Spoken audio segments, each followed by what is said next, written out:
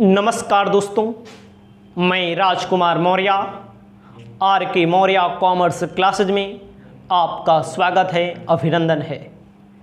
इस वीडियो के माध्यम से आपको बताने जा रहे हैं इनकम टैक्स पेपर की तैयारी बेहतर तरीके से मात्र 24 घंटे में कैसे करें। आपको मैं जो भी क्वेश्चन बताऊंगा ईमानदारी से आपको तैयार करना है, ठीक है। जैसे आप इनकम टैक्स का पेपर देने जाएंगे तो सबसे पहली बात होती है कि आप किसी भी क्वेश्चन को छोड़ेंगे नहीं, किसी भी क्वेश्चन को आप छोड़ेंगे नहीं। आप अगर किसी भी क्वेश्चन को छोड़ देते हैं तो आपकी कमी मानी जाएगी, आपका कॉपी जो होगी कम नंबर में चेक की जाएगी। कम नंबर में चेक की जाएगी तो कम नंबर मिलेगा आपको, सीधी सी बात है। तो कोई भी क्वेश्चन नहीं छोड़ना है। तो लेकिन हम आपको ट्रिक बता रहे हैं 24 घंटे में, और आप 60 से 70 नंबर भी प्राप्त कर सकते हैं, कोई हल्का फुल्का नहीं बता रहे हैं आपको। सबसे पहला क्वेश्चन आपको तैयार करना है आयकर से आशय। आयकर से क्या आशय है, ध्यान देना है। आयकर से आशय में, आयकर से आशय के बाद आपको विशेषताएं तैयार करनी हैं।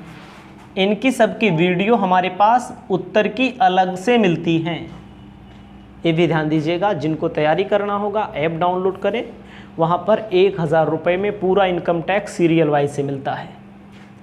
आयकर से आशय और विशेषताएं आपको हमेशा आपके पेपर में पूछा जाता है। अब आयकर से आशय के अंदर ही आ जाएगा आयकर के जन्मदाता कौन है। आयकर के जन्मदाता कौन है, आपको ध्यान देना है। इसको आपको तैयारी आपकी होनी चाहिए, ठीक है। सर जेम्स विल्सन है तो एक क्वेश्चन आपका हो गया। जन्मदाता भी पूछ लग सकता है। आयकर कब से लागू किया गया, 1860 से, ये भी पूछा जा सकता है आयकर के बारे में, ये भी आप ध्यान देंगे। और मैं आपको बताना चाहता हूँ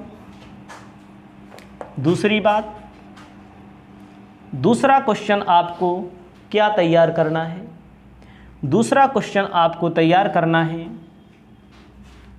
कर निर्धारण वर्ष, असेसमेंट ईयर। इंग्लिश वाले स्टूडेंट जो मान लीजिए देखेंगे video, meaning of income tax, characteristics of income tax, ठीक है। आप देखिए, कर निर्धारण, आयकर से आशय, विशेषता, कर निर्धारण वर्ष को असेसमेंट ईयर कहते हैं।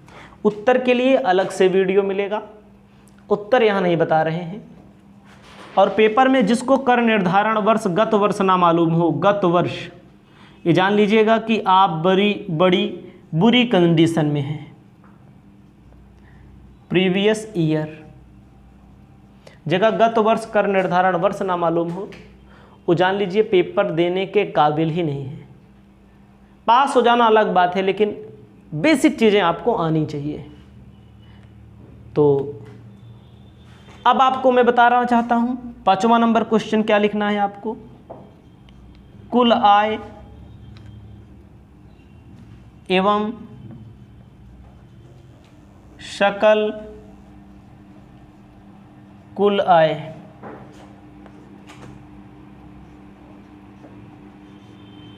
Total income and gross total income. हमें प्रश्न लिखना चाहिए था ग्रॉस टोटल इनकम और टोटल इनकम, लेकिन कोई बात नहीं है। पेपर में बहुत पूछा जाता है income from salary, house property, business profession, other sources, business profession, capital gain, other sources. 4 chapter, 5 head होते हैं। पाँचों हेडों को जब ऐड कर दिया जाता है तो ग्रॉस टोटल इनकम उनमें से लेस कर दिया जाता है। क्या लेस कर दिया जाता है? अंडर सेक्शन 80C से 80U के बीच की कटौती तो उसे कहते हैं टोटल इनकम। 4 क्वेश्चन भी बताया, मैं 5 नंबर डाल दिया हूँ। ये सब बेसिक हैं। अब आपको 5वां नंबर क्वेश्चन तैयार करना चाहिए, करदाता।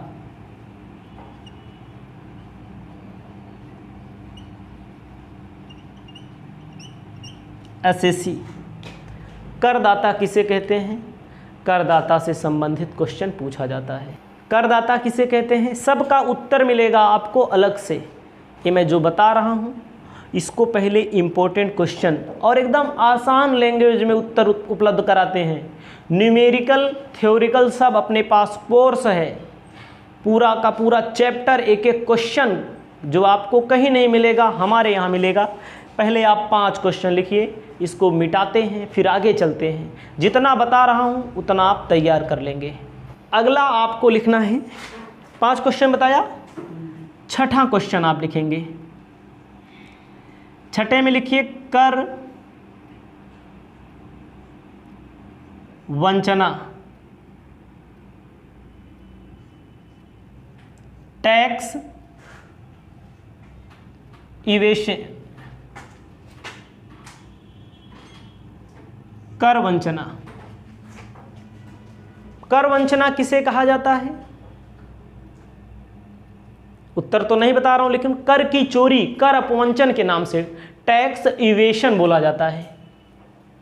पेपर में बहुत पूछा जाता है, मैं सच्चाई के साथ बता रहा हूं। 7वां नंबर क्वेश्चन है कर बचाव, टैक्स अवॉइडेंस, अवॉइड करना। ठीक है, कर अवॉइडेंस किसे कहते हैं? इनकम टैक्स के नियमों की त्रुटियां होती हैं कुछ। भाई कोनो बहुत अच्छाई है हमें, तो हमें कोनो कमी भी होगी। हमारी कमी को आप ढूंढ लीजिए, इनकी इनकम टैक्स की कमी को आप ढूंढ लीजिए, तो उसे क्या बोला जाता है? Tax avoidance. उत्तर अलग से मिलेगा। कर नियोजन बहुत पूछा जाता है, 100% कर नियोजन के बारे में। टैक्स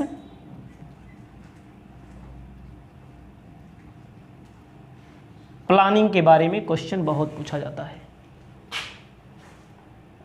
सबके लिए वीडियो उपलब्ध है, सबके लिए क्लास उपलब्ध है अलग से। 9वां नंबर आइए आप, आकस्मिक आय किसे कहते हैं? आकस्मिक आय किसे कहते हैं? कैजुअल इनकम किसे कहते हैं? ठीक है, आपको अपनी कॉपी में लिखना है। ठीक है, 10वां नंबर। 10वां नंबर आपको जानकारी होनी चाहिए। अब जैसे इनकम के बारे में, आय में क्या क्या शामिल किया जाता है, इनकम के बारे में क्या क्या शामिल किया जाता है। इनकम में जैसे मजदूरी शामिल की जाती है। ठीक है, इनकम के बाद आपको ध्यान देना है 11 नंबर क्वेश्चन क्या कहता है। इनकम के बाद आप थोड़ा आएंगे, पेपर में बहुत पूछा जाता है, एक क्वेश्चन 100% पूछा जाएगा। कर मुक्त आय, एग्जेम्प्टेड इनकम के बारे में। ठीक है, कर मुक्त आय किसे कहा जाता है? ऐसी आय, ऐसी इनकम जिस पर ना तो कोई टैक्स लगता है, ना तो उसे टोटल इनकम में ऐड किया जाता है। ठीक है, आपको मैं बताना चाहता हूं, कर मुक्त आय में पूछता है कि 10 इनकम बताइए जो कर मुक्त हो, जिन पर टैक्स ना लगता हो, सब पढ़ाया गया है। ऐप्स में पूरा एक एक वीडियो रखा हुआ है, ठीक है। आपको कर मुक्त आय से संबंधित क्वेश्चन पूछा जाता है, लॉन्ग में भी शॉर्ट में भी। याद रखना हमारी बात, नहीं तो बहुत पछताओगे और पेपर देने के बाद कहोगे कि हाँ सर आया था, मैंने पढ़ा नहीं था।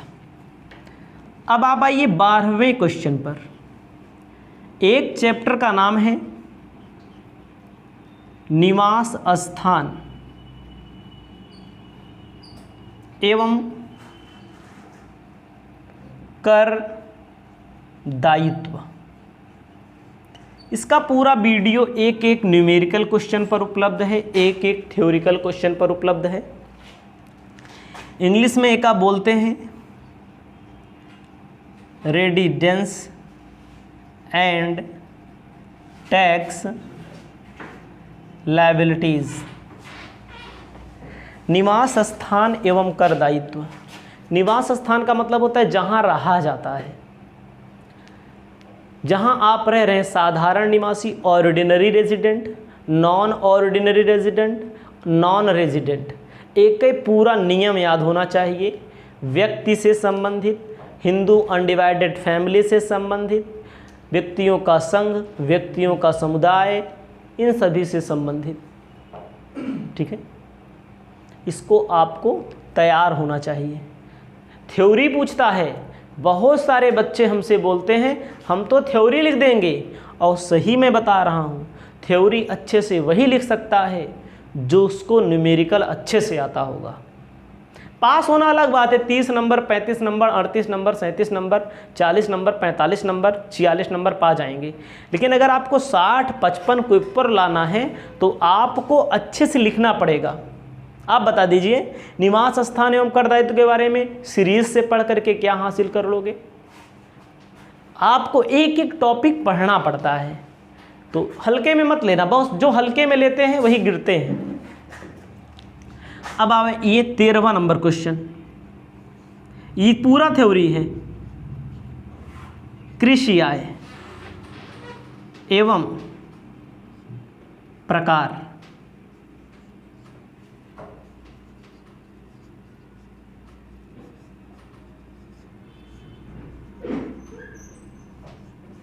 Agriculture income.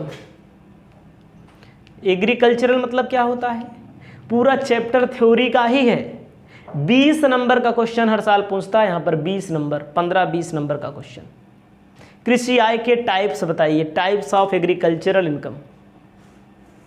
पेपर में बहुत पूछा जाता है, सवालें भी हैं, वो भी आसान चैप्टर है इनकम टैक्स का। आपको पता होना चाहिए एग्रीकल्चरल इनकम कर मुक्त है। यहाँ से भी एक क्वेश्चन आपके पेपर में ऐसे पूछ लेगा, और आपका कर्तव्य है कि आपको लिखना है, प्रकार बताना है, समस्याओं का हल बताना है। अब आते हैं आगे, थोड़ा अब आगे आते हैं, ठीक है। इतना हो गया, 13 नंबर तक हो गया। अब आगे आते हैं, आपको अपनी कॉपी में लिखना है सैलरी से संबंधित कौन क्वेश्चन पूछा जाता है। शॉर्ट में पूछेगा तो वेतन से आशय, मीनिंग ऑफ सैलरी। वेतन से आशय आपसे पूछेगा, शॉर्ट में पूछेगा तो। अब आपको ध्यान दिया जाए भत्ता क्या होता है, अलाउंसेस। मैं आप सभी स्टूडेंट को इस वीडियो के माध्यम से बताना चाहता हूं कि एक एक क्वेश्चन के पूरा video income from salary, HC Mehrotra की किताब, SBPD राजीव बंसल की किताब, और त्यागी वाली किताब SBPD संजय, जिसमें लिखा रहता है एक एक क्वेश्चन का भैया लोग पूरा वीडियो उपलब्ध है हमारे पास, एक एक क्वेश्चन के। जिनको भी पढ़ना होगा कभी बाद में भी डायरेक्ट टैक्स, इनकम टैक्स, ठीक है। आपको मैं बताना चाहता हूं भत्ता क्या है। इस भत्ते में कौन कौन सा होता है। फुली एग्जेम्प्टेड मतलब पूर्णतः कर मुक्त, पार्टली एग्जेम्प्टेड मतलब आधा कर मुक्त आधा कर योग्य, ठीक है। आंशिक जो मैंने बताया, पूर्णतः कर योग्य 3 प्रकार के होते हैं, उसके बारे में जानकारी। सवाल कोई रोक नहीं सकता, यहाँ से हर साल एक सवाल पूछा जाता है। अब पेपर में लगा पाएँ ना लगा पाएँ, लेकिन हमारे यहाँ पूरी व्यवस्था उपलब्ध है। जिनको भी ज़रूरत हो, लेकिन फीस भी लेते हैं, फ्री में नहीं देते हैं, पहले बता दूं, नहीं तो भैया फ़ोन करने लगो तो हम पागल भी हो जाएंगे। भत्ता में सबसे ज़्यादा आपको का महत्व है एचआरए का। मकान किराया भत्ता का सूत्र याद होना चाहिए, सूत्र याद होना चाहिए। सूत्र नहीं याद है तो कुछ नहीं होगा।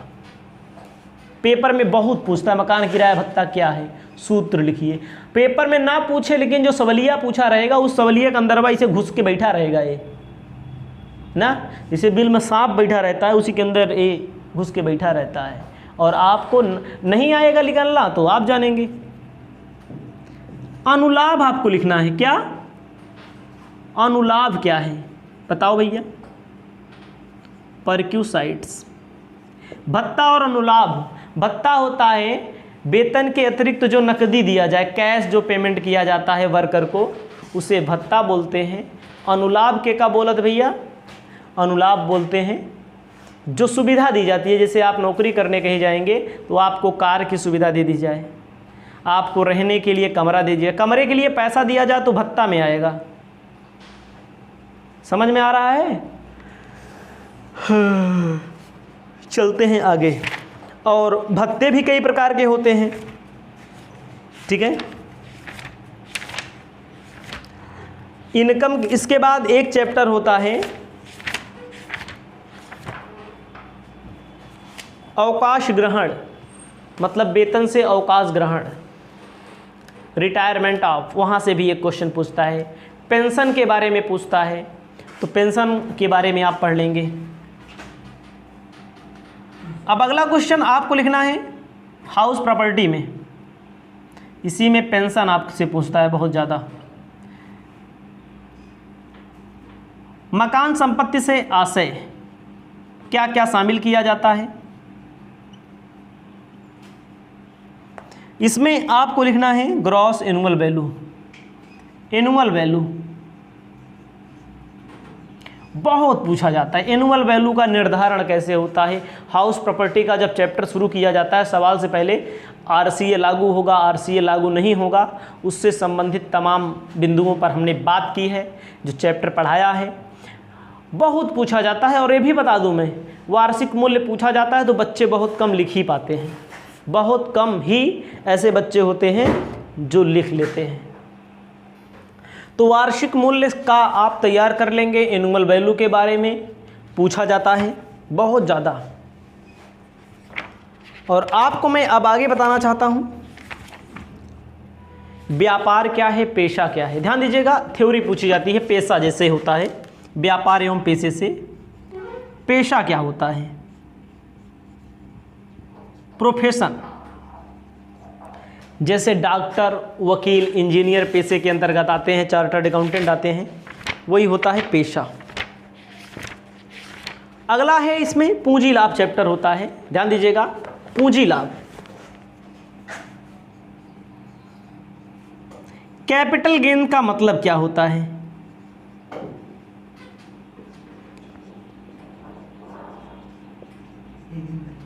पूंजी लाभ का मतलब क्या होता है? पेपर में बहुत पूछा जाता है पूंजी लाभ, बहुत ज़्यादा, कैपिटल गेन के बारे में। संपत्ति के हस्तांतरण से होने वाला लाभ पूंजी लाभ कहलाता है, कैपिटल असेट्स कहलाता है, कैपिटल गेन कहलाता है।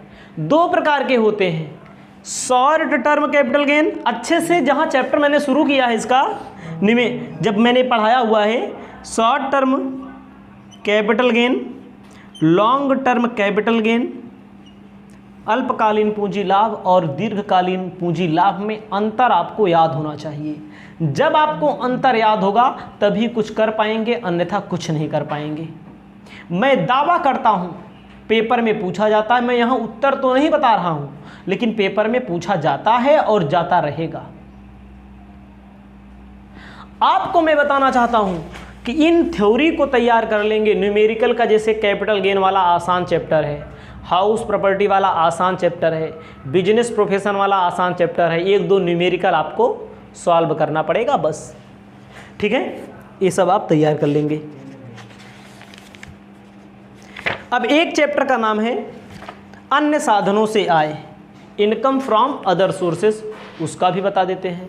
आपको इनकम फ्रॉम अदर सोर्सेस से आ से समझना चाहिए। ऐसी इनकम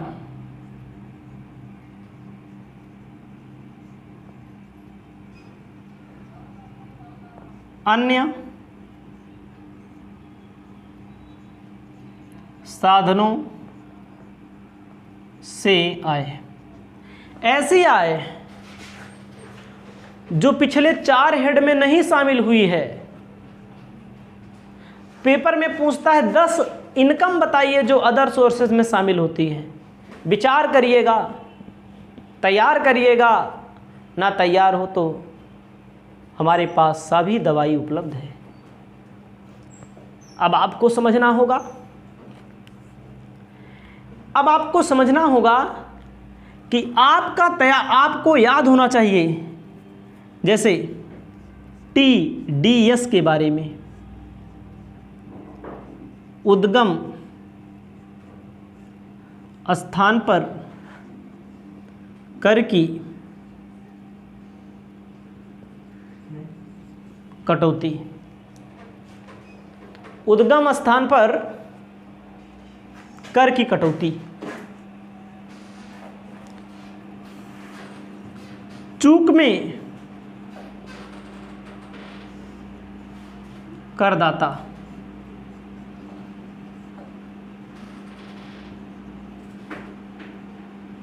डिफॉल्ट असेसी, चूक में करदाता, डिफॉल्ट असेसी के बारे में आपको जानकारी होनी चाहिए ना। उसके बाद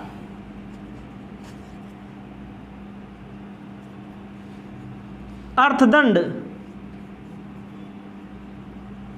पेनाल्टी के बारे में जानकारी होनी चाहिए।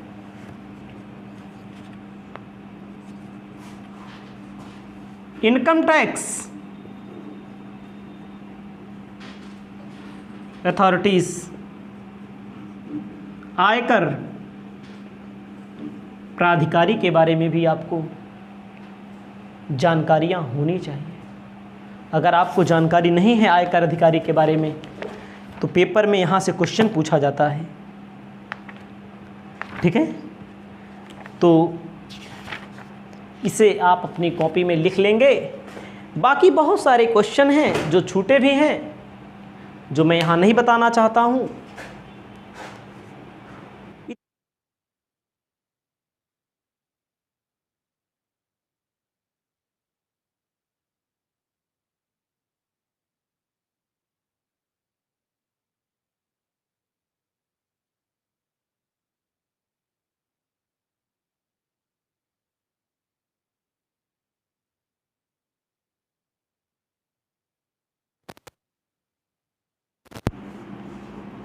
वैधानिक प्रोविडेंट फंड की, स्टैट्यूटरी प्रोविडेंट फंड की चर्चा होती है। इनकम टैक्स में, इनकम फ्रॉम सैलरी में बहुत सारा मिलता है, ध्यान दीजिएगा। वैधानिक स्टैट्यूटरी SPF बोलते हैं। ये आपके पेपर में सैलरी वाले चैप्टर में बहुत पूछा जाता है, इसका न्यूमेरिकल भी आपको आना चाहिए। वैधानिक भविष्य निधि वह भविष्य निधि है, एक ऐसा गुल्लक है जिसमें कर्मचारी भी पैसा डालता है, ठीक है, और जिसमें मालिक भी पैसा डालता है। कर्मचारी भी पैसा डालेगा और मालिक भी पैसा डालेगा। ठीक है, अब आप समझिए, इसका नियम होता है कर्मचारी चाहे जितना डाल दे, वेतन का 12% डाल दे, 10% डाल दे, 14% डाल दे, और मालिक अगर कर्मचारी के वेतन का 12% तक डालता है तो करमुक्त होता है, 12% से अधिक डालता है तो कर योग्य होता है।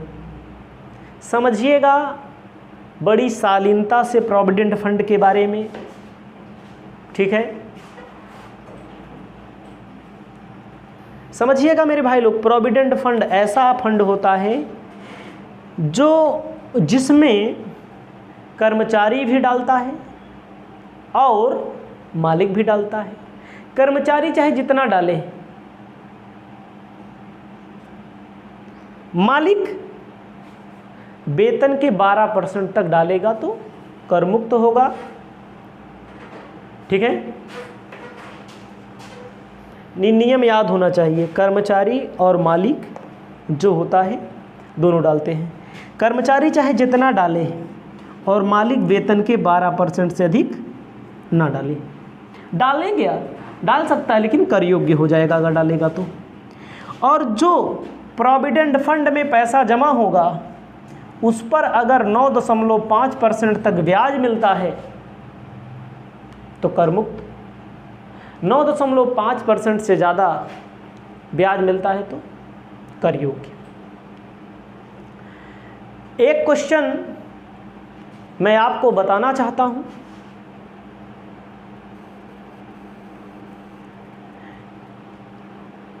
मकान किराया भत्ता से संबंधित या चारे से संबंधित। ठीक है, आपको मैं बताना चाहता हूं, इसका सूत्र भी बताऊंगा, क्वेश्चन भी कैसे। मकान किराया भत्ता आपके पेपर में 100% है आएगा। अब या तो अलग से पूछ लिया जाए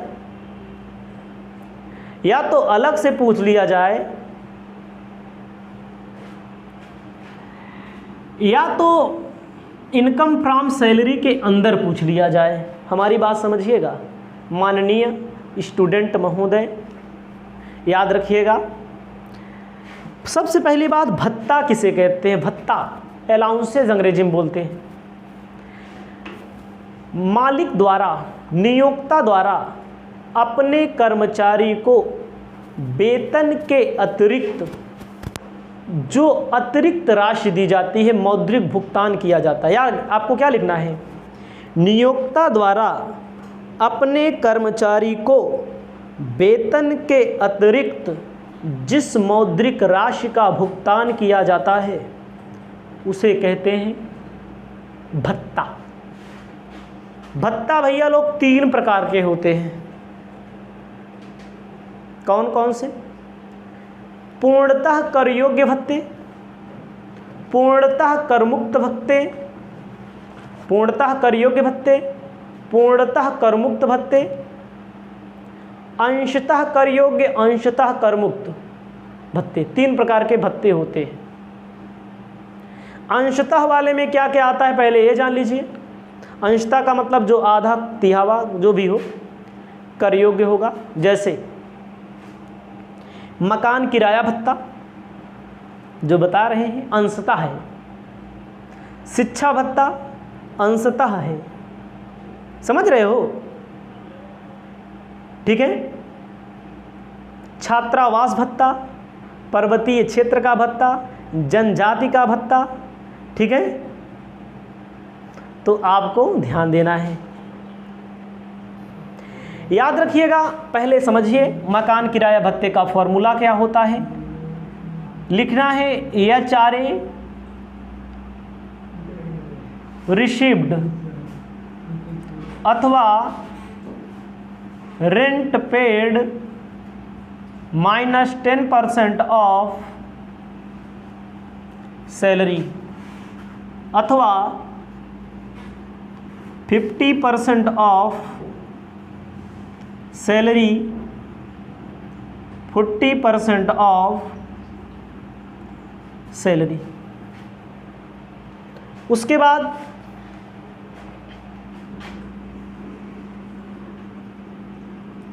taxable HR equal to received HRA minus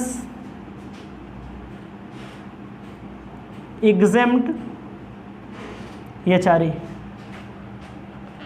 यही होता है, याद रखिएगा।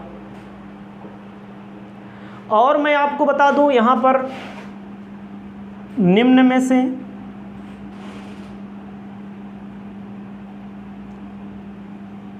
जो कम होगा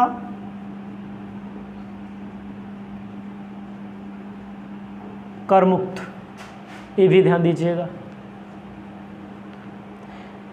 और ये जो 40% आप सैलरी लिखा है, 50% आप सैलरी हो, 50% दिल्ली, बम्बई, चेन्नई, कोलकाता में मकान किराया भत्ता मिल रहा है तो 50%, बाकी जगह 40%। आप लोगों को ध्यान देना है, क्या करना है, तो इसकी सैलरी होती है, सैलरी में आता है basic salary, dearness allowance under term of employment, basic salary, dearness allowance, basic पे और कमीशन। यही 4 चीज़ें जहां मिल जाएं, यही 4 चीज़ें, उनको जोड़कर परसेंट निकाला जाता है। समझ रहे हो विकास? ठीक है, मतलब 10% का मतलब ऐसा थोड़ी है कि सैलरी अकेले लिख दोगे। याद रखना, DA सेवा शर्तों के अधीन होना चाहिए, अंडर टर्म ऑफ एम्प्लॉयमेंट होना चाहिए, और महंगाई वेतन मिलता है, और कमीशन। चारों को जोड़ेंगे, फिर 10 निकालेंगे, 50 की आवश्यकता होगी तो 50, 40 की आवश्यकता होगी तो 40। क्वेश्चन बताने जा रहे हैं, पहले क्वेश्चन का छोटा छोटा मेन पॉइंट हम लिखेंगे। जैसे कहा है 12,000 रुपया महीना वेतन मिलता है, DA है 10%, बेसिक पे, कमीशन है 72,000 रुपया टर्नओवर, और 3,000 house rent allowance, actual rent paid किया 1,500। आगरा में इनका मकान है। समझना है, पहले क्वेश्चन लिख देते। क्वेश्चन कहता है बेसिक पे, ध्यान दीजिएगा, ये किस बुक का क्वेश्चन है? बुक से नहीं मतलब, याद रखना पहले बात, चाहे जोन बुक हो, धरती कौनो बुक हो इनकम टैक्स के, राजीव बंसल, SBPD, हमारे पास सब नमूना मौजूद है। ध्यान दीजिएगा, उससे बुक से नहीं मतलब है। ऐसे दिया है बेसिक पे मतलब बेसिक सैलरी 12,000 रुपया per month, DA 10% of basic पे, HRA 3,000 रुपया पर मंथ इनको मिल रहा है, रेंट पेड 1,500 रुपया पर मंथ। इनके घर कहाँ है? आगरा, यही दिया है। अब अगर ना समझ में आवे जान लीजिए कि धरती बोझ हो। याद रखिएगा, बेसिक पे 12,000 रुपया पर मंथ, DA बेसिक पे का 10%, HRA 3,000 रुपया महीना, रेंट पेड किया 1,500। मतलब इनका सरकार मतलब कि कंपनी की ओर से कितना मिल रहा है? 3,000। इनका रूम कितने मिल गया? रूम कितने मिल गया बच्चा? 1,500 में।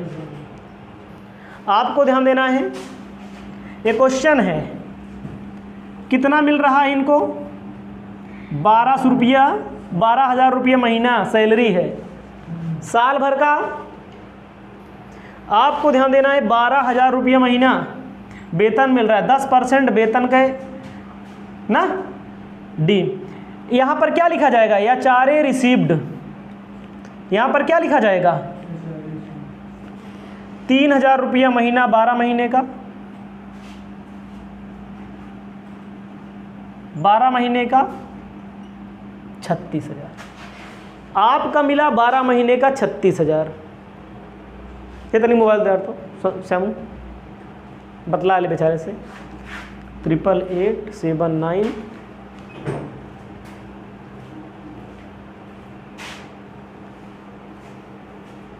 88,879।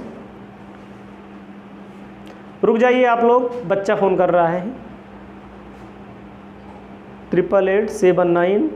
अरे यार दिमाग खराब हो गया। रुक जाइएगा आप लोग, जाइएगा नहीं कहीं पर, फ़ोन पे बात करें पहले हम। बेचारा पैसा भेजा है। 88,879 71,6।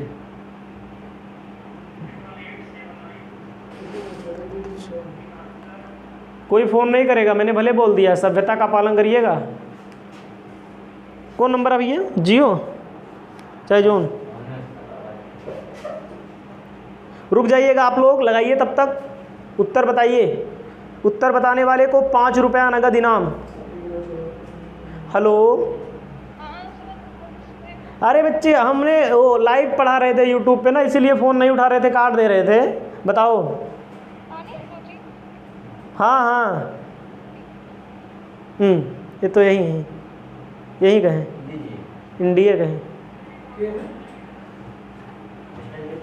हो गया है काम। अरे लड़के आते हैं पढ़ने। आपको ध्यान देना है, 3,000 रुपया महीना आपको मिल रहा है, 12 महीने का 12×3 36,000 रुपया मिल रहा है। पेमेंट कितना कर रहे हो? मकान कितने में मिला? 1,500 रुपया महीना। और 12 महीने का 12 गुणे 15 18,000 हो गए। यहू नहीं आता क्या है बतावे? 1,800 रुपया महीना, 18,000 पूरे साल भर के। बच्चे अटकते कहाँ हैं? जितना एचआरए मिला इसको यहाँ लिखो, जितना पेड किया रेंट इसको यहाँ लिखो। 12 महीने का, 1 महीने का 1,500, 12 महीने का 18,000। समझ में आवा?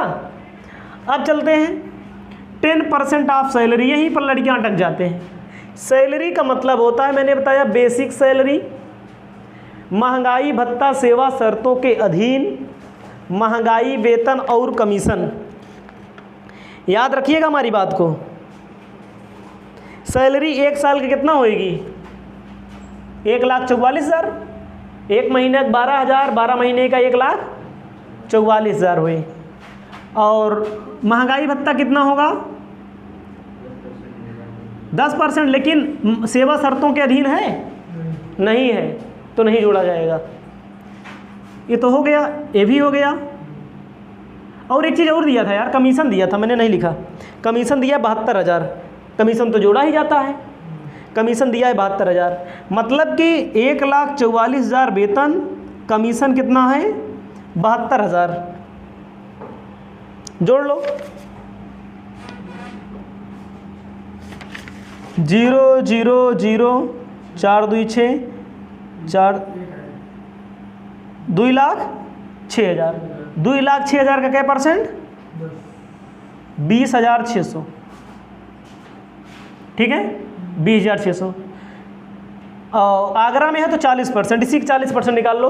2,06,000 का 40%, 2,16,000 होगा यार। 2,16,000 होगा यहाँ पर, 21,600 होगा यहाँ पर। और 40% निकल के आएगा कितना, समझ रहे हो? 86,400। एम है नील बटा सन्नाटा है। देखो एम कुछ नहीं, 0 है। आप समझिएगा, माइनस में आएगा इसीलिए 0 बोला जाएगा उसको।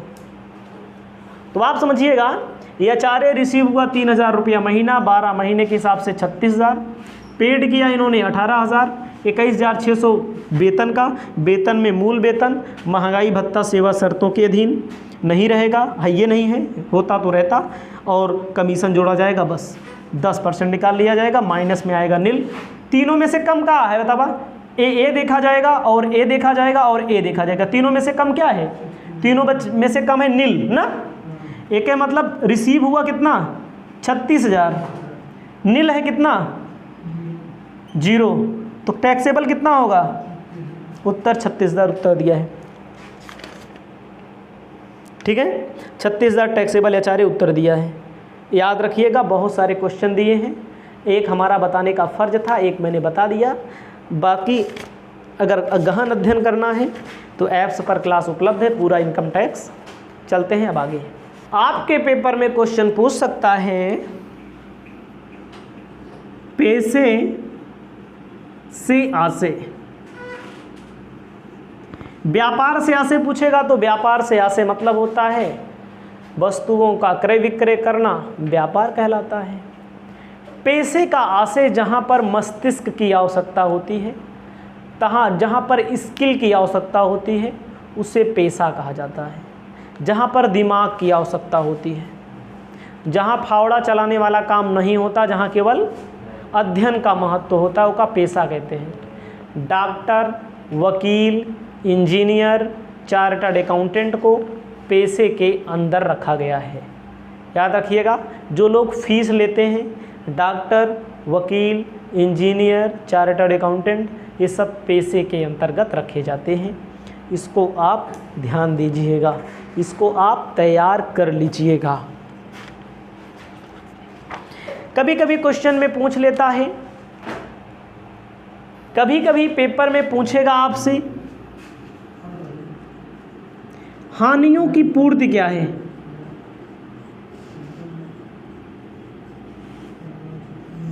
हानियों की पूर्ति का मतलब क्या है? हानियों की पूर्ति का मतलब होता है,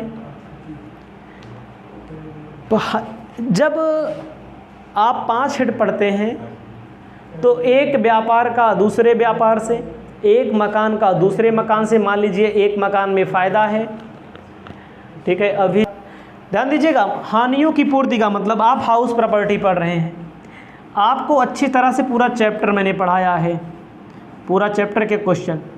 एक हाउस प्रॉपर्टी में फ़ायदा है 12,000 का, एक हाउस प्रॉपर्टी में घाटा है 8,000 रुपये का। फ़ायदे में से ये लॉस है, ऊपर वाला फ़ायदा है, फ़ायदे में से घाटा पूरा कर लेते हैं, इसे क्या बोला जाता है? लाभ से हानियों को पूरा करना। व्यापार का व्यापार से कर सकते हो, ठीक है। हानियों की पूर्ति का मतलब एक व्यापार में फ़ायदा, इनकम टैक्स में प्रावधान है, एक व्यापार में फ़ायदा है, अगर दूसरे व्यापार में घाटा है, एक मकान में फ़ायदा है, दूसरे मकान में फ़ायदा है, तो हानियों को पूरा किया जा सकता है। अगर आप इसका डिटेल पढ़ना चाहें तो हानियों की पूर्ति में डालिए हानियों की पूर्ति R.K. मौर्य, हो सकता है मिल जाए आपको, ठीक है। आगे ले जाना,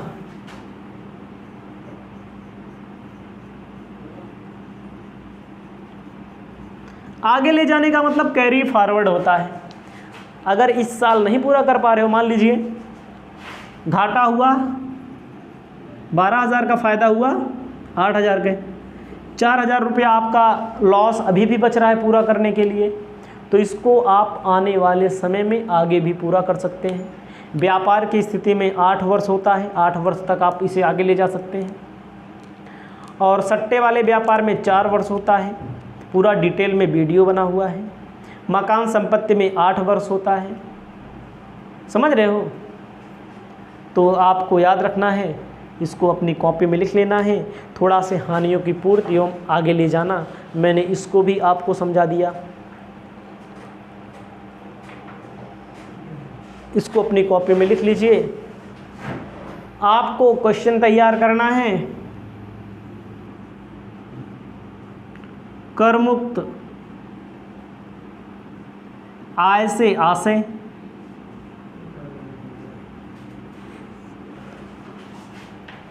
ऐसी आय जो ना तो टोटल इनकम में जोड़ी जाती है, कुल आय में जोड़ी जाती है, और ना ही जिस पर कर लगता है, उसे हम क्या कहते हैं? कर मुक्त आय कहते हैं। पेपर में पूछता है 2, 4, 5 कर मुक्त आय के नाम बता दीजिए, तो आपको लिख देना है 2, 4, 5। जैसे छात्रवृत्ति मिलती है, सुकन्या समृद्धि खाते से मिलता है। आपको हम बताना चाहते हैं कर मुक्त आय मतलब ऐसी आय जिसे ना तो कुल आय में जोड़ा जाता है, ना जिस पर कर लगाया जाता है। जैसे वजीफा मिलता है आपको, ठीक है, जैसे वजीफ़ा मिलता है, ये पे इनकम टैक्स नहीं लगेगा। छात्रवृत्ति पुरस्कार मिलता है, शौर्य पुरस्कार मिलता है, सेना में पुरस्कार मिलता है, भोपाल गैस रिसाव से पैसा मिलता है, क्षतिपूर्ति मिलती है आपको, LIC पैसा पेमेंट करती है, प्रोविडेंट फंड का पैसा मिलता है। सिर्फ 4, 10, 15 ठो याद रखना है, ठीक है। पुरस्कार में बता दिया मैंने आपको, इनाम मत लिखना लेकिन पुरस्कार लिखना बस, ठीक है। लॉटरी वगैरह मत लिखना, ग्रेचुइटी का पैसा मिलता है, वेरी गुड। तो इन पर कोई टैक्स नहीं लगता।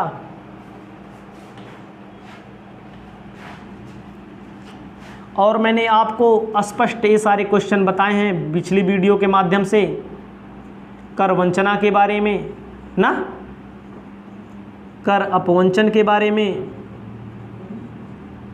हाँ, एक लड़की ने पूछा था या लड़के ने पूछा था, पूंजी लाभ योजना खाता, वेरी इंपॉर्टेंट क्वेश्चन। पिछली वीडियो के माध्यम से पूंजी लाभ से आशय, पूंजी लाभ के प्रकार, और मैंने ये भी बताया था अल्पकालीन पूंजी लाभ, दीर्घकालीन पूंजी लाभ। पूंजी लाभ योजना खाता, जैसे आप कहीं पर कोई पूंजी संपत्ति, कहीं पर आप क्या करते हैं,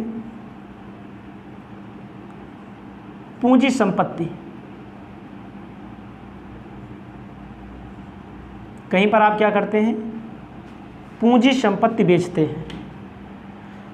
पूंजी संपत्ति से होने को बेचने से या हस्तांतरण होने से होने वाला लाभ पूंजी लाभ कहलाता है। लाभ हो गया, मान लीजिए संतोष है, संतोष ने अपना एक प्लॉट बेच दिया, 1 करोड़ रुपया उसे कमा लिए, मिल गया पैसा इनको ना। 1 करोड़ रुपए में इसकी लागत भी माइनस की जाती है। यहाँ से एक न्यूमेरिकल क्वेश्चन भी आता है, याद रखिएगा। इनका मान लीजिए हो गया 30 लाख रुपया हुआ, लॉन्ग टर्म कैपिटल गेन हुआ मान लीजिए। तो संतोष कहते हैं मैंने एक प्लाट बेचा है तो फिर प्लाट खरीदेंगे, और तुरंत प्लाट इनको मिल नहीं रहा है, तो दिमाग लगाएंगे, नियम है, प्लाट बेचोगे, कृषि भूमि बेचोगे, भूमि खरीदोगे तो छूट मिलेगी आपको। बेच के ढूंढ रहे हैं, मान लीजिए 10 लाख का मिल गया, 10 लाख खरीद लिया, तब कितना बचा, 20 लाख बचा, बचा कि नहीं 20 लाख। इस 20 लाख को इस खाते में अगर जमा कर देंगे, पूंजी लाभ योजना खाता 1988 में, जब संपत्ति मिलेगी तब खरीदेंगे, जब संपत्ति मिलेगी तब खरीदेंगे। तो इस खाते में जमा करे रहेंगे तो टैक्स नहीं लगेगा, अगर इस खाते में नहीं जमा करेंगे तो इनके ऊपर तुरंत क्या होगा, टैक्स लग जाएगा। इसको आप ध्यान देंगे, ठीक है। मैंने सुबह कृषि आय के बारे में बताया, कृषि आय क्या है, कृषि आय के प्रकार मैंने बताया सभी स्टूडेंट को, हमारी वीडियो में ही मिलेगा आपको। निवास स्थान कर दायित्व के बारे में बताया, पूरा नियम मैंने बताया। वार्षिक मूल्य का निर्धारण कैसे किया जाता है ये भी मैंने आपको बताया। कुल आय, सकल कुल आय के बारे में मैंने आपको बताया। अपील, अपील किसे कहते हैं, कर निर्धारण अधिकारी से अगर कोई करदाता असंतुष्ट है तो वह अपील कर सकता है। अपील कमिश्नर के यहाँ होती है, मुख्य कमिश्नर के यहाँ होती है, उच्च न्यायालय में होती है, एक स्टेप बना हुआ है। पुनर्विचार के लिए भी निवेदन कर सकता है माननीय न्यायाधीश से। तो यही सब सारी चीज़ें। अर्थदंड मैंने बताया है आपको, अर्थदंड किसे कहते हैं, जब कोई व्यक्ति आयकर के नियमों का उल्लंघन करे उसके ऊपर अर्थदंड लगाया जाता है, जुर्माना लगाया जाता है, कैद का भी प्रावधान है। तो इन सारी चीज़ों को, जय हिंद दोस्तों, RK मौर्य कॉमर्स क्लासेज में आपका स्वागत है। आपको इनकम टैक्स से संबंधित इम्पॉर्टेंट क्वेश्चन बताने जा रहे हैं, क्वेश्चन के साथ आंसर भी बताने जा रहे हैं। कैसे लिखना है आपको, और मैं दावा करता हूं, गारंटी लेता हूं, आपके पेपर में आया हुआ है। केवल आपको लिखना हुआ है, बस केवल लिखना है आपको, बस। तो आपको मैं बहुत सारी वीडियोस दे चुका हूं। ये वीडियो आपको अपनी कॉपी में लिखना है। जो प्रश्न पूछा जाता है लॉन्ग में, कृषि आय से आशय एवं कृषि आय के प्रकार बताइए। ध्यान दीजिएगा, बहुत पूछा जाता है। कृषि आय का मतलब होता है ऐसी आय जो खेती करने के कारण प्राप्त हुई हो। ठीक है, ऐसी आय जो खेती करने के कारण प्राप्त हुई हो उसे कृषि आय कहा जाता है। इसको आप ध्यान देंगे, ध्यान दीजिएगा। आपको अपनी कॉपी में हेडिंग लिखना है कृषि आय से आशय। हेडिंग होगी। आपको इस हेडिंग के अंतर्गत लिखना है ऐसी आय जो कृषि क्रिया करने से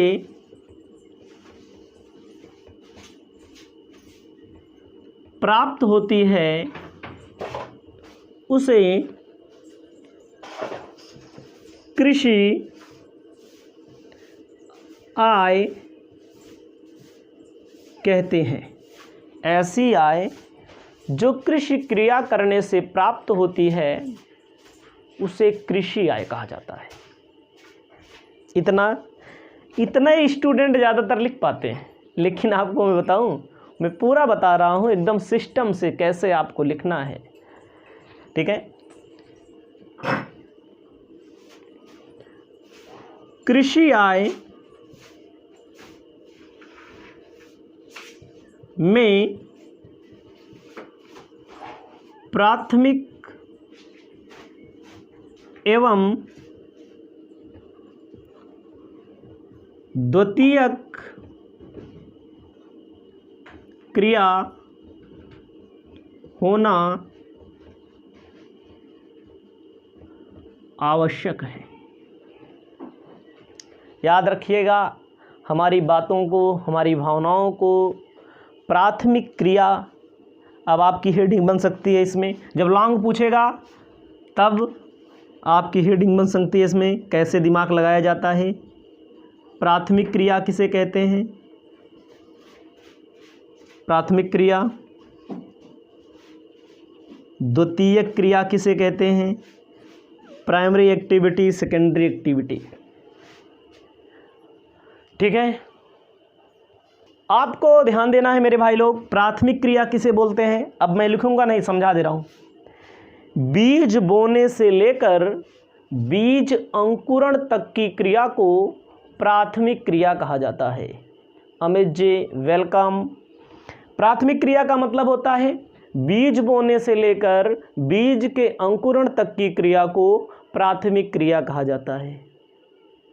बीज बोने के पहले भी क्या होता है, जुताई होती है खेत में, पानी भरा जाता है खेत में, बीज बोया जाता है, उसके बाद पंक्ति बनाई जाती है, उसके बाद अंकुरित होता है ना। गेहूं की बात ले लीजिए, धान की बात ले लीजिए, प्राथमिक क्रिया हो गई।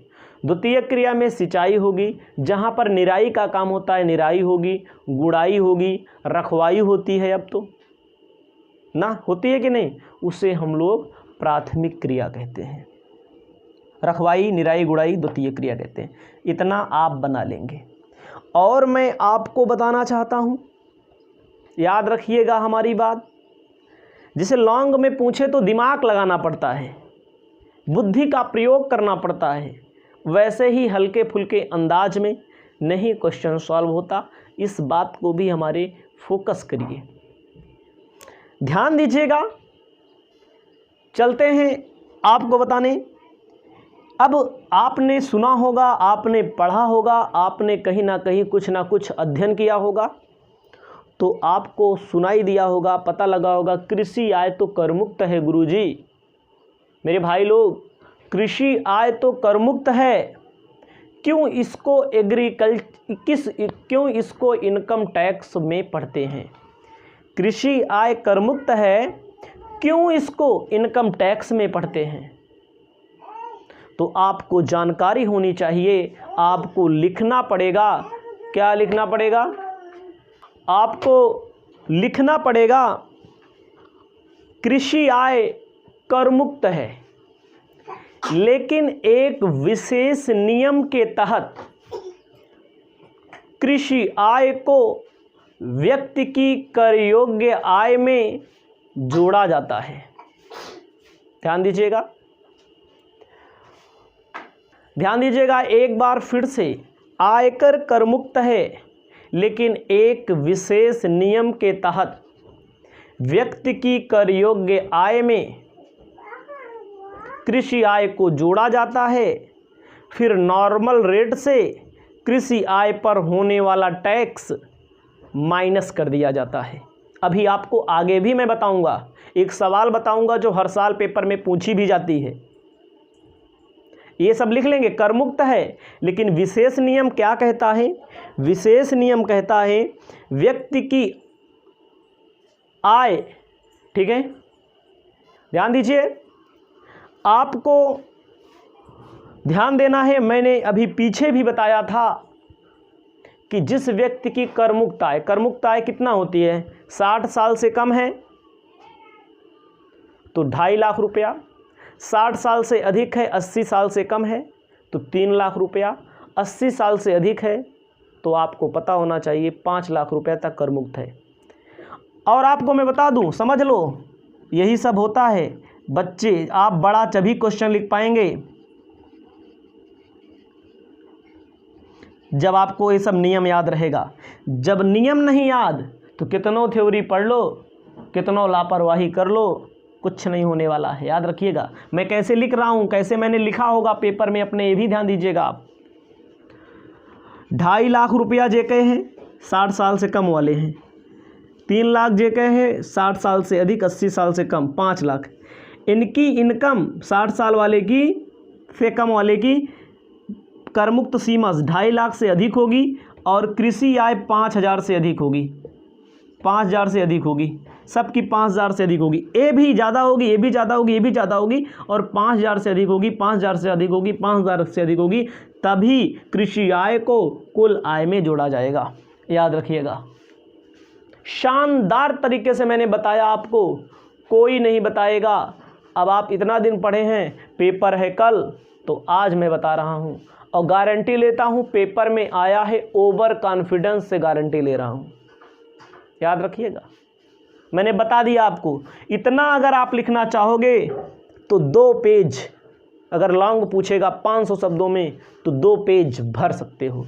2 पेज नहीं भर सकते हो तो बेकार है, समझिएगा। इसका पूरा स्लैब आपको लिख देना है, दिमाग लगाना पड़ेगा, स्लैब लिख देना पड़ेगा। कर मुक्त सीमा क्या होती है, 60 साल से कम वाले की, 60 साल से अधिक, 80 साल से कम वाले की ना, इसको आप ध्यान देंगे, ये आपकी पहली प्राथमिकता होगी। ठीक है, आपको एक तथ्य और इसी में ध्यान देना है, ये 2.5 लाख से ज़्यादा हो, ये 5,000 से ज़्यादा होना चाहिए, या 5,000 या 5,000 ज़्यादा। अगर ये 4,000 है तो नहीं जुड़ेगा, 5,000 से ज़्यादा होना चाहिए। 3 लाख है तो ये भी 5,000 से ज़्यादा होना चाहिए। ये 5 लाख से ज़्यादा है तो ये भी 5,000 से ज़्यादा होना चाहिए, तभी जुड़ेगा, नहीं तो नहीं जुड़ेगा। इसको आप ध्यान दे लेंगे। अब आपको आगे बताने जा रहे हैं कृषि आय के प्रकार। आपको अपनी कॉपी में अब लिखना है क्या, कृषि आय के प्रकार। समझिएगा, हेडिंग याद होनी चाहिए बस। लगान अथवा किराया। लगान अथवा किराए का मतलब क्या है? लगान एक फिल्म बनी थी आमिर खान की, उसमें खेती से संबंधित, ठीक है। कृषि आय के प्रकार में लगान वाली जो फिल्म है, पहले के ज़माने में लगान का मतलब क्या होता है? भूमि को प्रयोग करने के बदले दिया गया भुगतान लगान कहलाता है। अर्थशास्त्र में रिकार्डो का लगान सिद्धांत है। रिकार्डो ने कहा है भूमि की अविनाशी शक्तियों के प्रयोग करने के बदले जो किराया दिया जाता है, जो राशि दी जाती है, उसे लगान कहा जाता है। उसे क्या कहा जाता है? लगान, किराया कहा जाता है। अब इसका काम, उस लगान फिल्म का काम तो यहाँ नहीं है, लेकिन लगान का मतलब क्या है?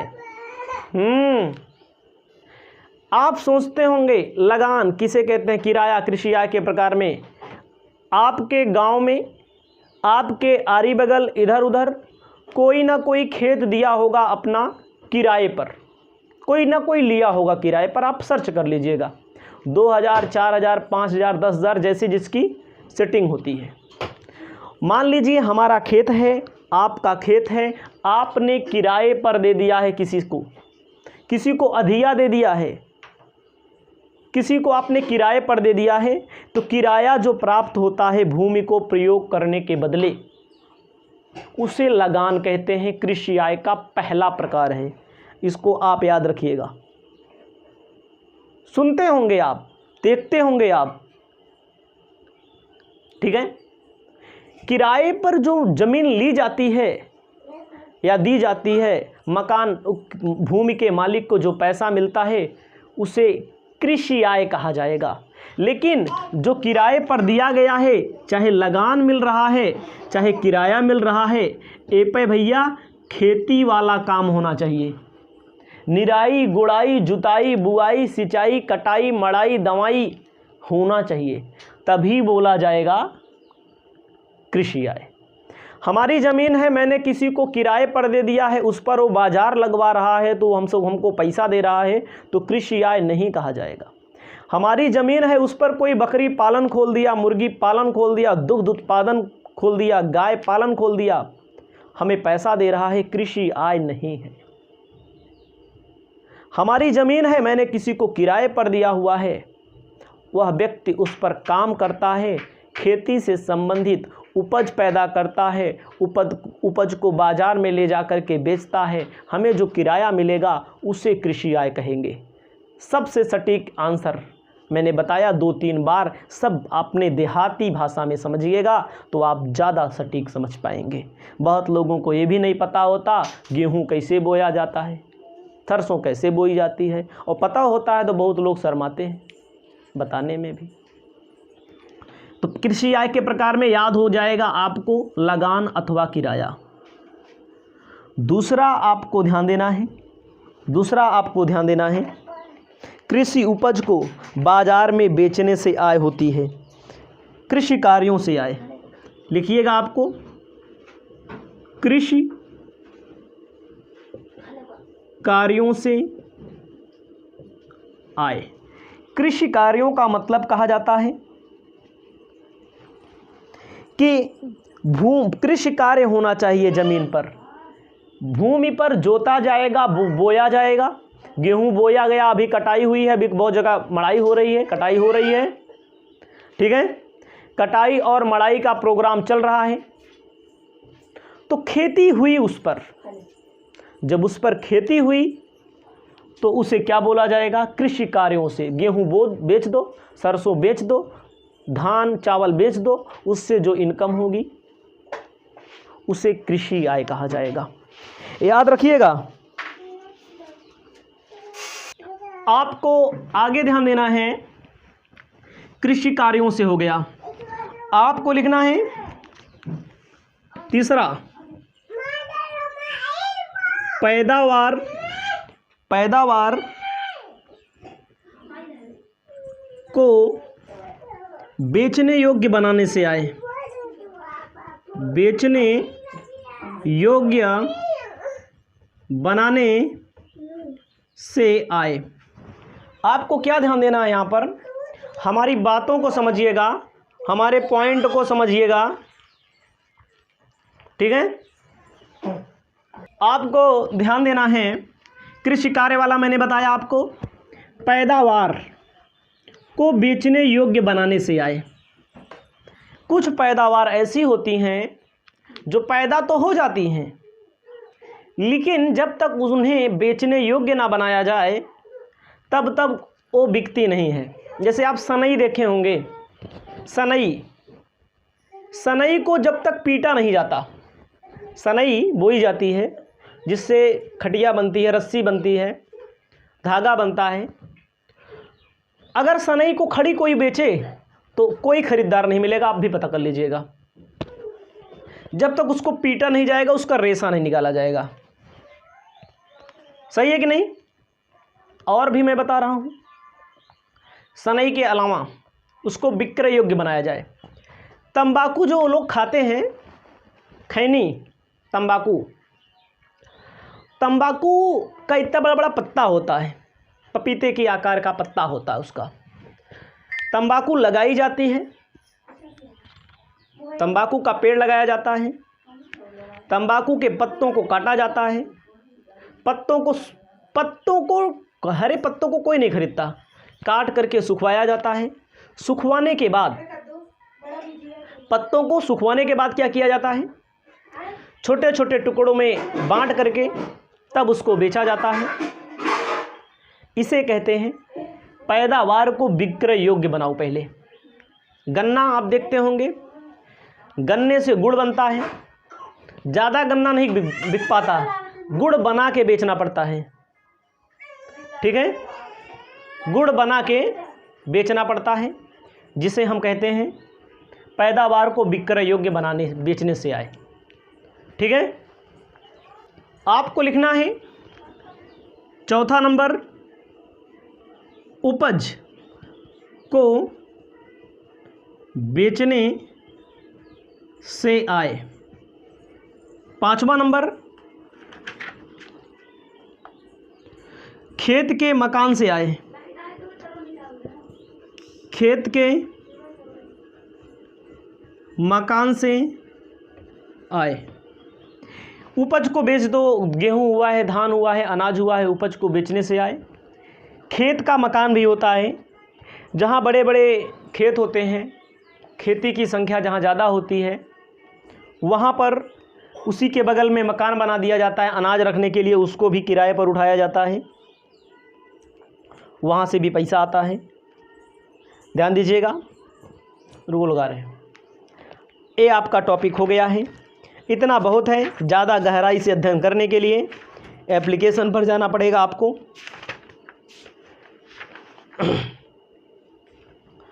और मैं कुछ एग्जाम्पल बता देता हूँ अपने बुक के माध्यम से। आपको एक क्वेश्चन बता देता हूँ, छोटा सा क्वेश्चन है। शनु सिंह जी गुड मॉर्निंग। कहता है फूल और अन्य बेलों को उगाने से आय कृषि आय है कि नहीं है? फूल उगाइए, फूल में भी बेरन डालनी पड़ती है, पहले बेरन, पौधे छोटे छोटे होते हैं, फिर उसको निकाल करके लगाना पड़ता है, फूल पौधा ना, तो कृषि आय है भैया। भूमि पर समुद्र का पानी भरकर, आपको पता है कि जो नमक बनता है, ठीक है, जो नमक बनता है, नमक कैसे बनता है? बगल में समंदर है, बगल में ज़मीन का टुकड़ा निकाल करके समंदर का पानी उसमें डाला जाता है, पानी सूखता है तो नमक बनता है। वो में बीज बोया गया, खेती की गई, निराई गुड़ाई सिंचाई हुई नहीं हुई, इसीलिए कृषि आय नहीं होगी। कृषि कार्य में लगी हुई कंपनी से प्राप्त लाभांश, ध्यान दीजिएगा, कृषि आय नहीं होगी, याद रखिएगा। कृषि भूमि, कृषि आय नहीं होगी। कृषक के द्वारा खड़ी फसल को बेचने के बाद उसे काट कर हुआ लाभ, काट कर बेचने से लाभ। ध्यान दीजिएगा, कृषक के द्वारा खड़ी फसल को बेचने के बाद, आप समझिएगा, खड़ी फसल को अगर कोई खरीद लेता है, थोड़ी देर के लिए मानिए, जो होते हैं क्या बोला जाता है, खड़ी फसल को कोई व्यक्ति खरीद करके उसे बेचता है काट करके,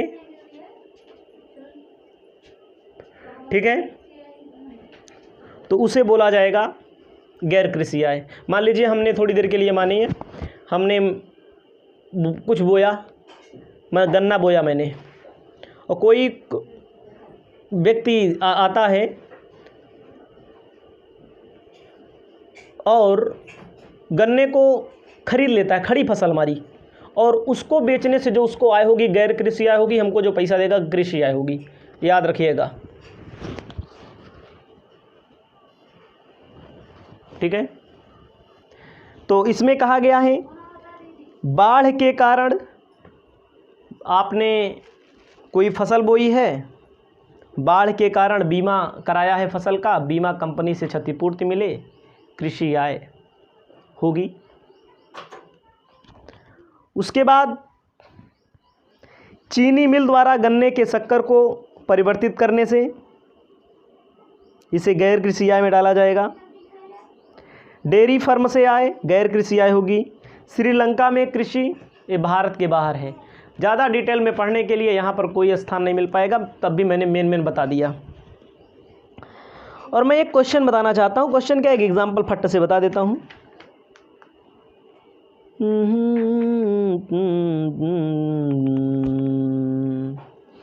एग्जाम्पल नंबर 13 नहीं है, एग्जाम्पल नंबर 10। अगर आपके पास किताब है तो ठीक है, नहीं है तो और अच्छा है। याद रखिएगा, कह रहा है कर दायित्व की गणना कीजिए। बहुत आता है, देखो हो सकता है पेपर में आपके आ भी जाए। और बोला है प्रश्न में कृषि आय 80,000,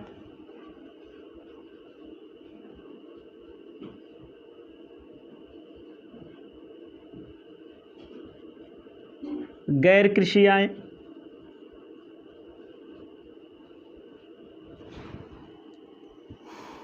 8 लाख। याद रखिएगा हमारी बात, कृषि आय 80,000 है। कब जोड़ेंगे? जब गैर कृषि आय कर मुक्त सीमा से अधिक हो। में कोई उम्र नहीं दी है, जिसका मतलब 60 साल से कम माना जाएगा, 60 साल से कम माना जाएगा। याद रखना, क्वेश्चन पेपर में आ सकता है, लॉन्ग में भी। याद रखिएगा हमारी बात, आ सकता है नहीं, आता है बहुत बार। पेपर देने जाएंगे तब पता लगेगा कि आया कि नहीं आया। और 80,000 कृषि आय है आपकी। मैंने बोला है, पहले भी मैंने बताया है, कर मुक्त सीमा से अधिक हो और कृषि आय 5,000 से अधिक हो, तब दोनों को क्या कर लिया जाता है? जोड़ लिया जाता है। जोड़ लेंगे ना, जोड़ लेंगे तो कितना पैसा हो जाएगा? 8,80,000। अब इस पर कर लगाया जाता है। क्या लगाया जाता है? कर लगाया जाता है। 60 साल से कम वाले के नियम के लिए नियम क्या है? पहले 2.5 लाख पर नील, समझिएगा।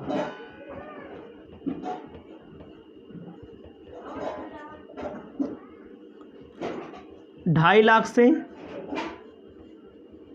5 लाख तक 5%, 5 लाख से 10 लाख तक 10%,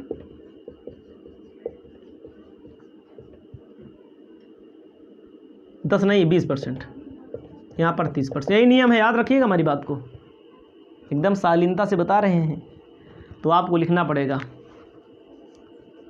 फर्स्ट 5 लाख तक नील, 2.5 लाख तक नील यार। अब इस जो 8,80,000 है, इसको कहीं अपने कॉपी में एक कोने लिख लीजिएगा। 8,80,000 में 2.5 लाख माइनस कर लो, ये पे नील बटा सन्नाटा, कोई टैक्स नहीं लगेगा। अब कितना बचेगा यहाँ पर? 0 0 0 0, 8 में से 5 माइनस कर दो 3, 8 में से 2 माइनस कर दो 6,30,000। ठीक है, अब इसमें फिर 2.5 लाख माइनस करो। दिख नहीं रहा है आपको, हमें पता है, फिर से बताते हैं, थोड़ा ऊपर लिखेंगे। ऐसे लिख लेना है आपको 8,80,000। पहले 2.5 लाख पर नील 0,0,0,0,6 पहले 2.5 लाख पर नील, ऐसे लिख देंगे, प्रथम 2.5 लाख पर नील। फिर अगला 2.5 लाख 5%, ऐसे माइनस कर दो बस। 5% कितना होगा आपको पता है? 12,500। 0,0,0,0 13 में से 5 8, 5 में से 3,80,000 बचेगा, 12,500।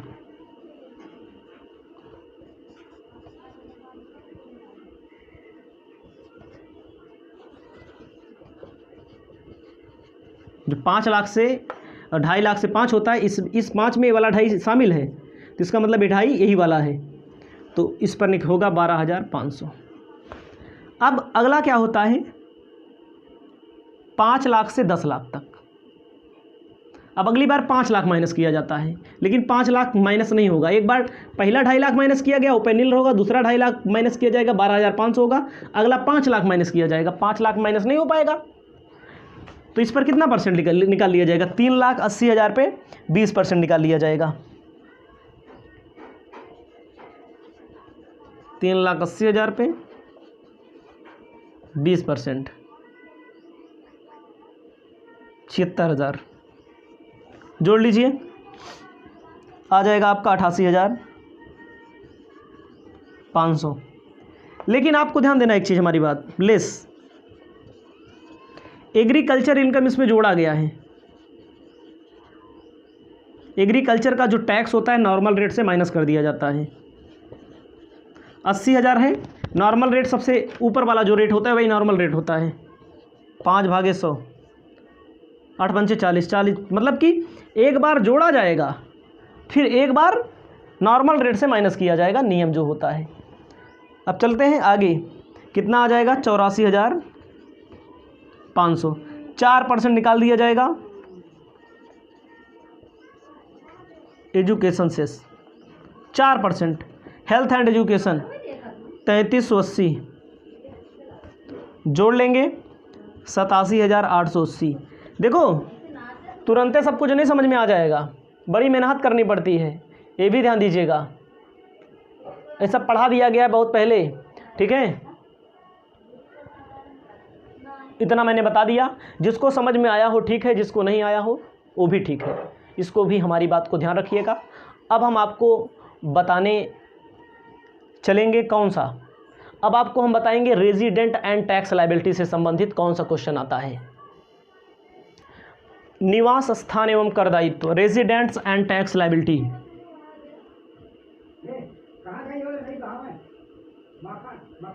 निवास स्थान एवं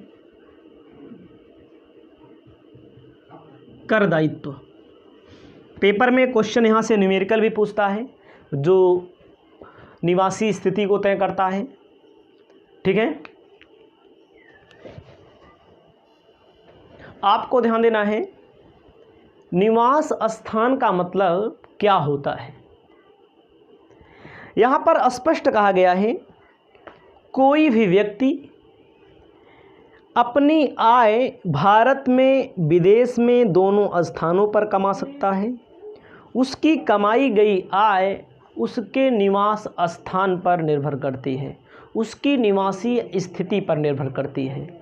निवासी स्थिति का मतलब ये नहीं है नागरिकता और निवासी स्थिति, ये कोई ज़रूरी नहीं है कोई भी व्यक्ति भारत का नागरिक है तो इनकम टैक्स की दृष्टि से निवासी होगा, ठीक है। कोई भी व्यक्ति, याद रखिएगा फिर से, भारत का नागरिक और निवासी स्थिति में अंतर है दोनों में। मैं भारत का नागरिक हूँ, लेकिन यह कोई ज़रूरी नहीं है कि मैं भारत का निवासी हूँ। निवासी का मतलब कोई भी व्यक्ति भारत में भी पैसा कमाए और भारत के बाहर भी कमाए, उसकी निवासीय स्थिति पर तय होता है कि वह भारत का नागरिक है कि नहीं है। निवासी स्थिति तय करती है। अब ये जानना जरूरी है, हम भारत के निवासी नागरिक हैं, लेकिन भारत के निवासी स्थिति को हो सकता है निवासी स्थिति में आए, हो सकता है ना आए। कोई विदेशी व्यक्ति भारत का निवासी स्थिति भी बन सकता है। जैसे मैं आपको बताऊं, आपके फेवरेट हीरो होंगे अक्षय कुमार, वो भारत के नागरिक नहीं हैं, रहते हैं भारत में, कनाडा के नागरिक हैं। आप लोग ज़्यादा जानकार होंगे हमसे, ज़्यादा जीके जीएस आपको पता होगा।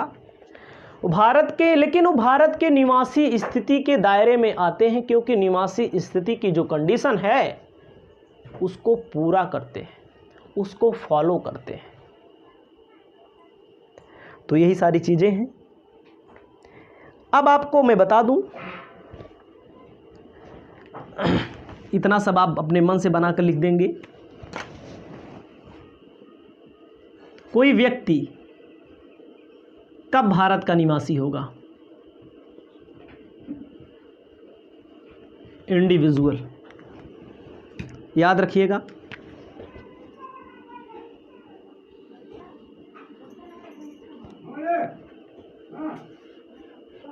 याद रखिएगा, निवासी आपको याद रखना है, अनिवासी फालतू काम कर जा सब। आपको ध्यान देना है, निवासी अनिवासी। निवासी दो प्रकार के होते हैं, याद रखिएगा।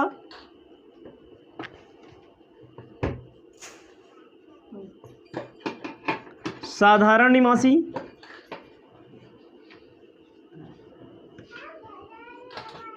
असाधारण निवासी।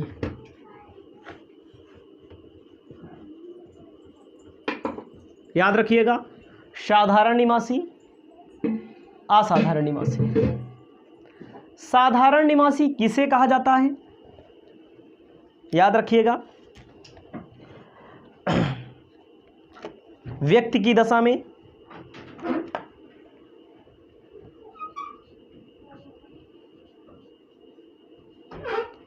आधार शर्तों को पूरा करो, आधार शर्त को पूरा करें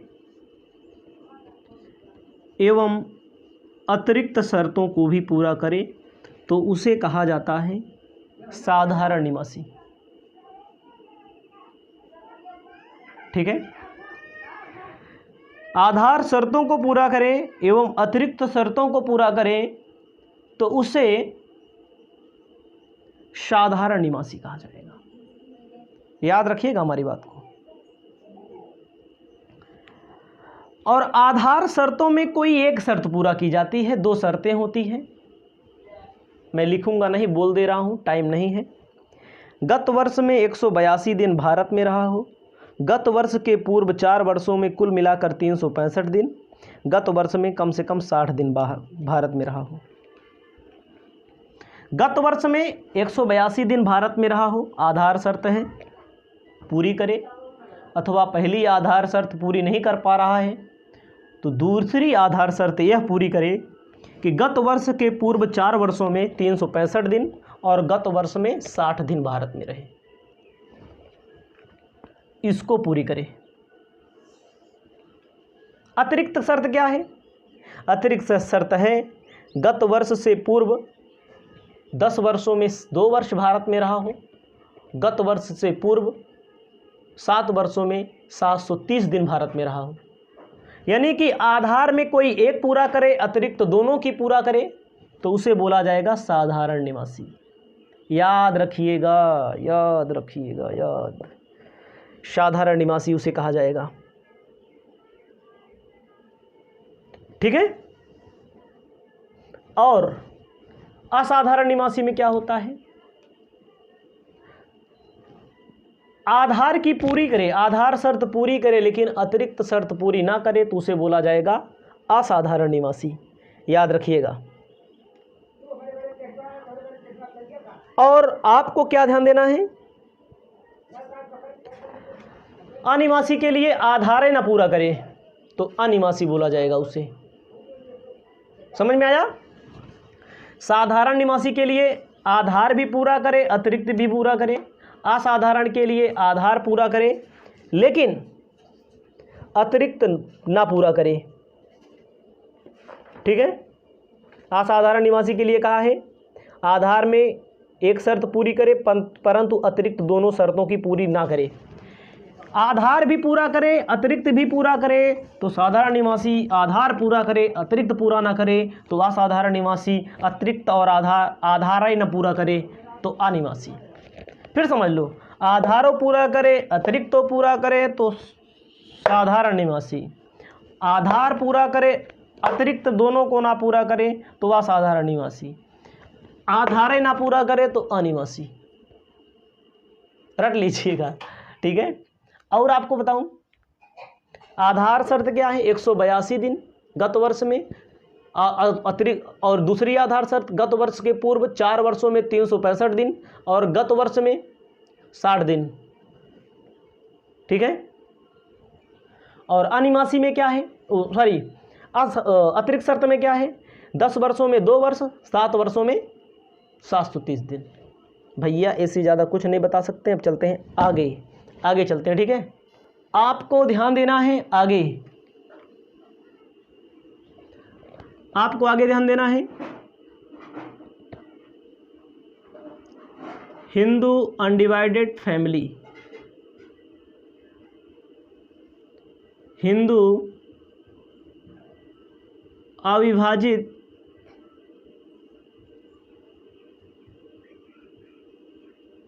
परिवार।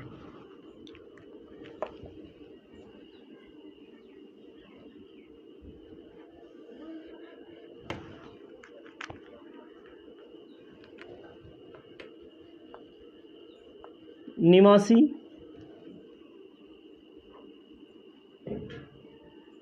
अनिवासी।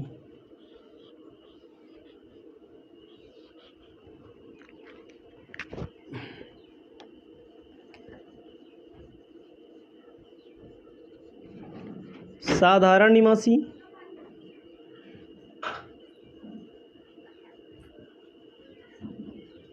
असाधारण निवासी।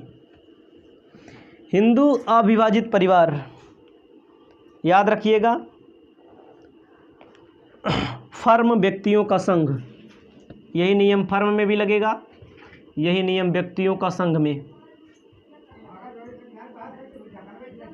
संघ में लगेगा। कहा गया है प्रबंध एवं नियंत्रण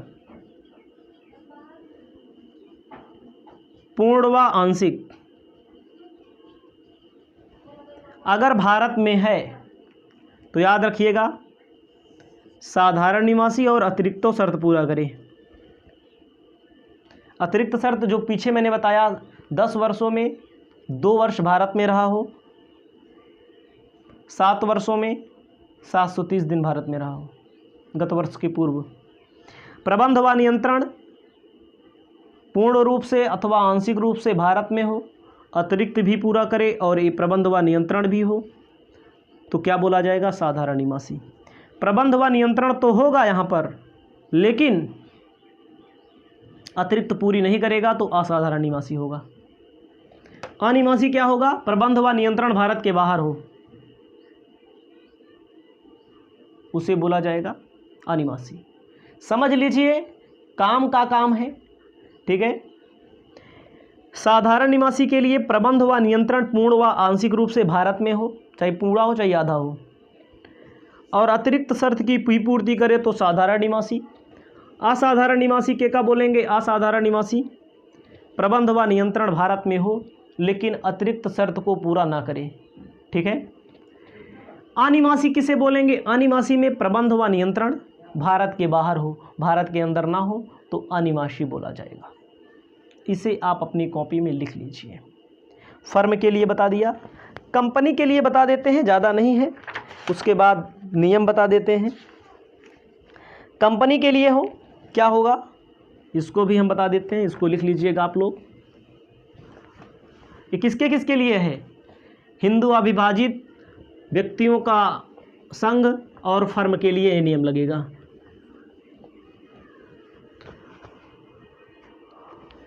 आपको लिखना है कंपनी के लिए। कंपनी में निवासी होता है और अनिवासी होता है, बस असाधारण नहीं होता इसमें।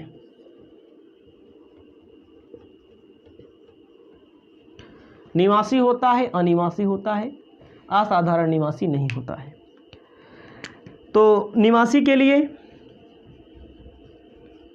भारतीय कंपनी हो, ठीक है, प्रबंध भारत से हो, ठीक हो। अनिवासी के लिए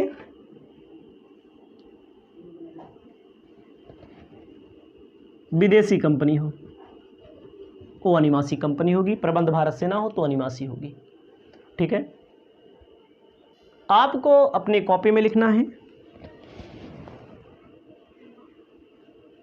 कर दायित्व, टैक्स लायबिलिटीज,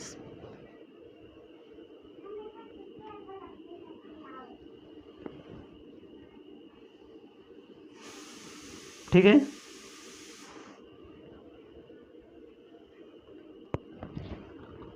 इसको लिख लीजिए। लिखना है विवरण मतलब पार्टिकुलर, साधारण निवासी,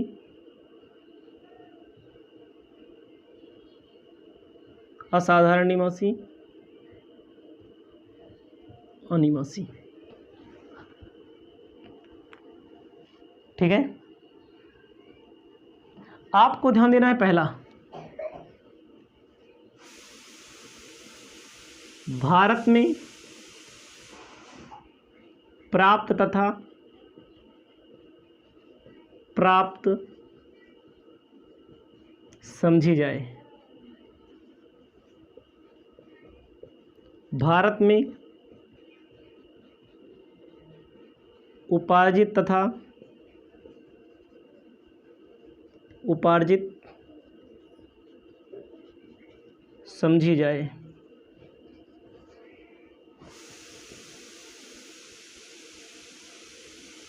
भारत के बाहर व्यापार से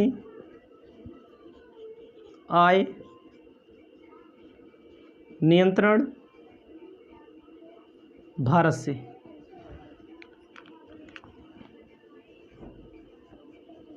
भारत के बाहर व्यापार से आय भूतकाल में कमाई गई आय जो गत वर्ष में भारत लाई जाए। याद रखिएगा हमारी बात को, इतना यही नियम है। भारत में प्राप्त तथा प्राप्त समझी जाए।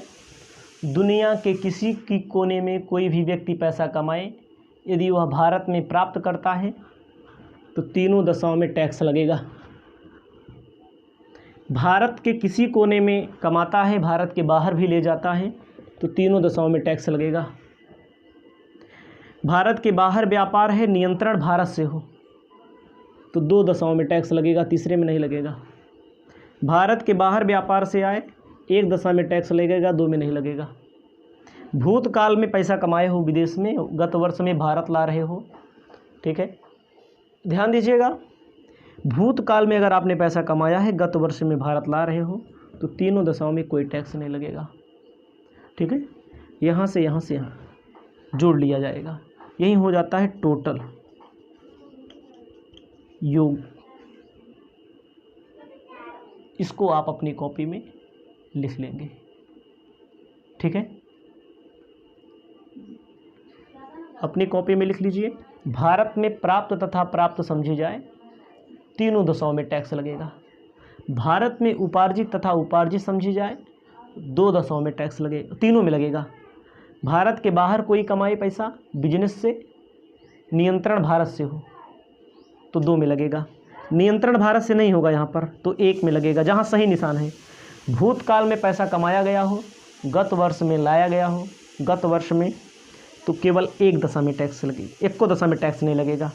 यह चैप्टर का नियम भी यहाँ पर आपका समाप्त होता है। आपके पेपर में कृषि आय के बारे में मैंने बताया, कभी कभी पूछ लेता है अंशतः कृषि आय। अंशतः कृषि आय ऐसी कृषि आय जिसमें कुछ भाग कृषि आय कहलाता है, कुछ भाग गैर कृषि आय कहलाता है। जैसे आप समझिएगा, छोटा क्वेश्चन पूछेगा, यहाँ से पूछ सकता है। अंशतः कृषि आय वह आय होती है जिसमें कुछ कृषि होता है। जैसे मान लीजिए कोई व्यक्ति गन्ना बोया है, गन्ना से वह चीनी का उत्पादन करता है, तो गन्ने तक की तो खेती जो होगी उससे जो इनकम होगी उसे कृषि आय में डाला जाएगा, और गुड़ बेचने से आएगा जो पैसा उसे गैर कृषि आय में डाला जाएगा। जैसे मान लीजिए आपने सरसों बोई है, आपके पास मशीन है, कोई चक्की है जहाँ से पेराई होती है, सरसों आपने बोई है, ठीक है। आपने अगर सरसों बोई है, क्या बोई है आपने? सरसों बोया है आपने। सरसों को बेच दो, पैसा मिल जाए, कृषि आय होगा। ओके, तेल पेरवा के बेचो तो तुम्हें उस तेल की पेरवाई में उसमें कुछ कृषि आय होगा, कुछ गैर कृषि आय होगा। तो कृषि आय मालूम करने के लिए उपज जितने का बेचे होंगे, मान लीजिए तेल बेचा आपने 1 लाख का, सरसों बेचते आप 80,000 का, तेल में से सरसों का पैसा माइनस कर दो, 20,000 गैर कृषि आय होगा। याद रखिएगा, पेपर में पूछता है। और रबड़ के संबंध में, कॉफ़ी के संबंध में इसको भी, और मैंने आपको पहले भी बता दिया है बहुत सारी वीडियो के माध्यम से, जो पीछे मैंने दिया, करदाता किसे कहते हैं, आकस्मिक आय, कर निर्धारण वर्ष, गत वर्ष, ठीक है, कुल आय, सकल कुल आय बताया है मैंने, ठीक है। तो आप इतना लिख लेंगे।